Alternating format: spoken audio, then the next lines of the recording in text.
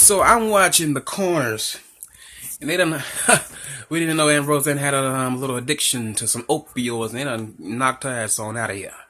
So she didn't have it apparently of an overdose while she was sleeping. So long, Roseanne, so long. But the dad asked if he did the best thing that he could do. But obviously your best wasn't good enough. Because Roseanne got the hell up on out of here. Popping them pills. And when they come to find out, the pills that she was popping, they weren't even hers. They were another person's pills that she was popping. Damn opioids. But too bad about it is, the opioids thing, that's something that's happening in our time right now. The opioids are taking a lot of people out. I wonder is it doing that? I wonder is opioids is beating heroin and ice, all those hard drugs.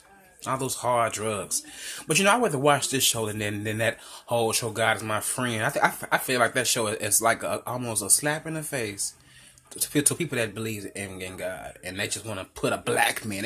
Out of all things, they had a black man saying and acting in those type of acts. Like, damn, why you gotta be black? Because usually I done ran into a few black people, but mostly people that I know that don't believe in God be white, or Indians and Asians, I don't get black all the time, but they gotta try to put us in there somehow. Ugh.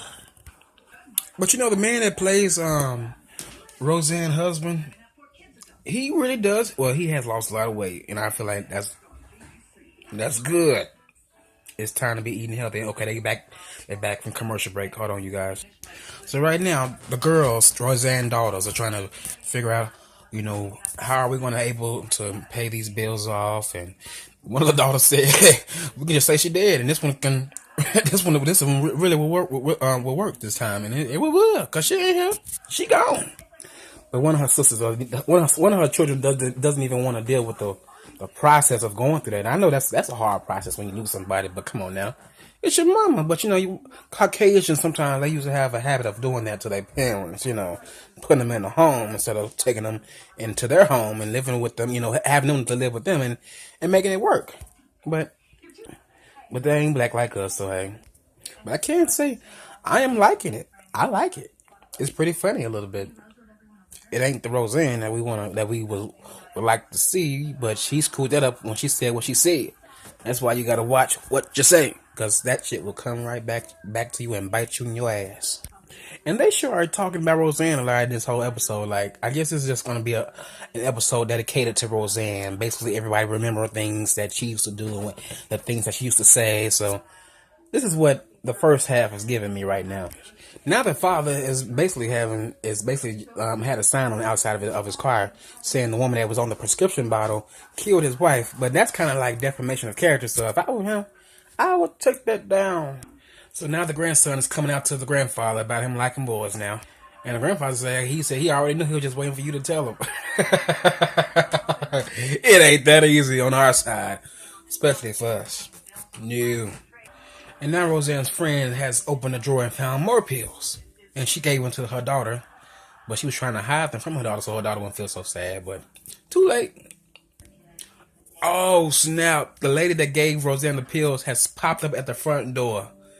And the dad is finna meet her now.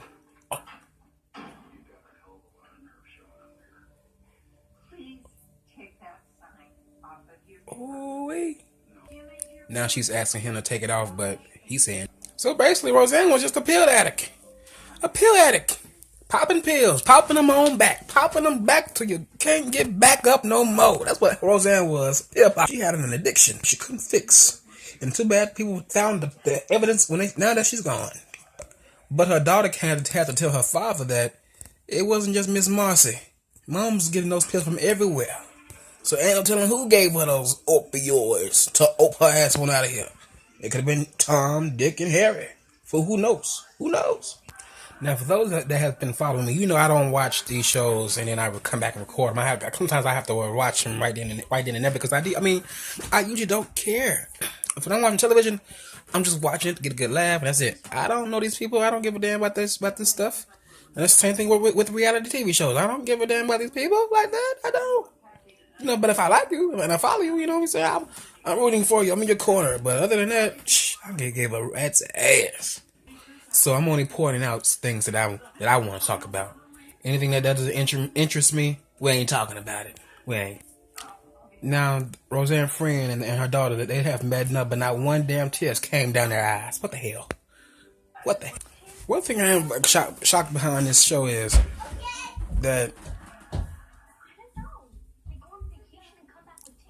they kind of brought back everybody, and it wasn't. I'm surprised that they were able to really sustain, the whole Roseanne / Connor reboot, or something.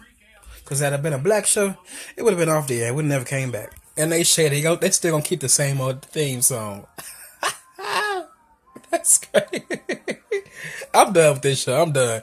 This is it. The Connors, y'all did it for me. Good job. I'll see ya on episode 2. And this is it.